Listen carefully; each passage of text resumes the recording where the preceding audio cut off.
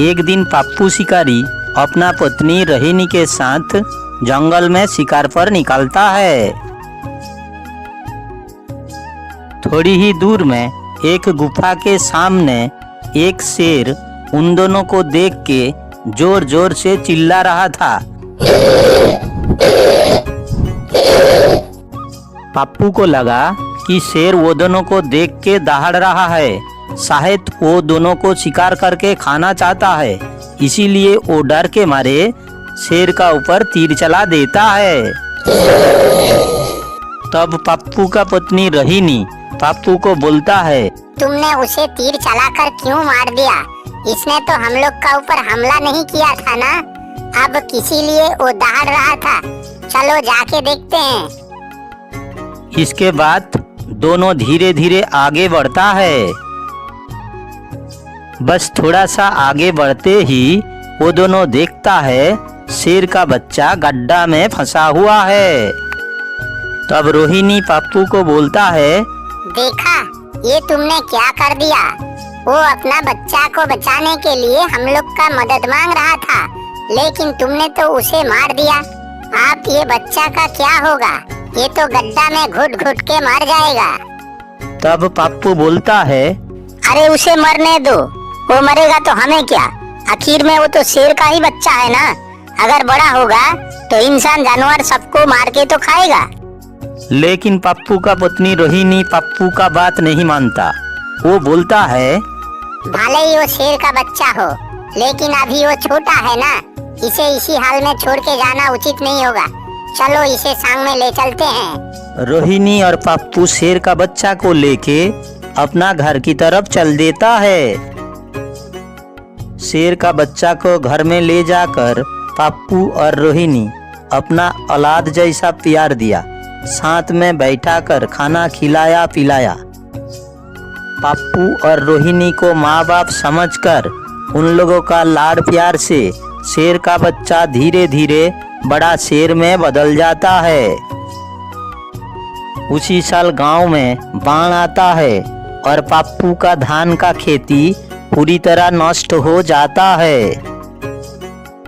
खेती नष्ट होने के वजह से खाने का लाले पड़ रहा था, इसीलिए शेर का बच्चा जंगल में जाता है और एक गाधे को मार के लाता है। तब रोहिणी बोलती है, अरे बेटा, ये तो गधा है गधा, हम लोग इसका मांस नहीं खाते। हाँ बेटा, इसका मांस हम लोग नहीं खाते, लेकिन तू हम लोग के बारे में इतना सोचा, ये हम लोग के लिए बहुत है। एक काम कर, तू ही उसे खा ले, कम से कम तेरा पेट तो भरे। शेर का बच्चा दूसरा दिन जंगल में जाता है और एक हिरन को मार कर लाता है। इसमें सबका 2-3 दिन का खाना बन ही जाता है। शेर का बच्चा फिर से जंगल में जाता है और एक बकरी मार कर लाता है। इसी तरह से ये लोग का खाना पीना चल रहा था, लेकिन अचानक शेर का बच्चा एक दिन गायब हो जाता है और पप्पू रोहिणी बहुत टेंशन में आ जाता है।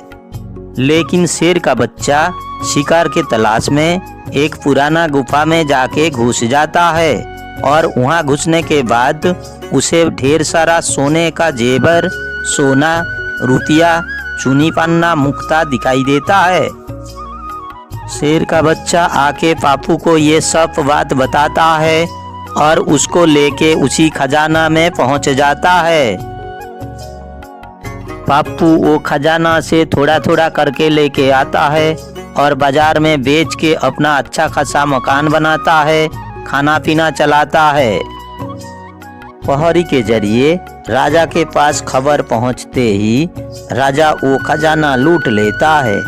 ऊपर से उसी शेर को अपना राज्य में लेके आता है और उसे बोलता है कि जंगल में और कहाँ कहाँ खजाना है, उसका खबर हमें दो। शेर बच्चा को बहुत गुस्सा आता है और वो राजा का ऊपर हमला बोल देता है। राजा तो बच जाता है, लेकिन शेर बच्चा को मारकर उसका मालिक के पास फेंक के आ जाता है। पप्पू और रोहिणी बहुत दुखी होता है। वो लोग अपना घर का आंगन में शेर बच्चा को कवर देने के लिए सोचता है, उसी तरह वो लोग अपना आंगन में शेर बच्चा को कवर दे देता है, उसका ऊपर मिट्टी डाल देता है। कुछ दिन बाद उसी मिट्टी का अंदर से एक सोने का आपिल वाला पेड़ पैदा होता है। प्रहरी का जरिए राजा के पास ये खबर पहुंच जाता है।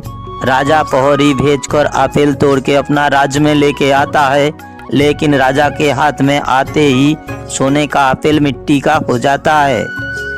गुस्सा में आकर राजा पेड़ को कटवा देता है, लेकिन पप्पू और रोहिणी उसी पेड़ को लेके अपना घर का खटिया बना लेता है। ये खटिया में सोते ही शरीर का सारे बीमारी दूर हो जाता है। प्रहरी का जरिए ये खबर राजा तक पहुंचते ही राजा जबरदस्ती वो खटिया लेके जाता है और उस पे सोने लगता है। उस खटिया में सोने के बाद राजा का बीमारी कमने के जगह बढ़ने लगता है और राजा धीरे धीरे मर जाता है।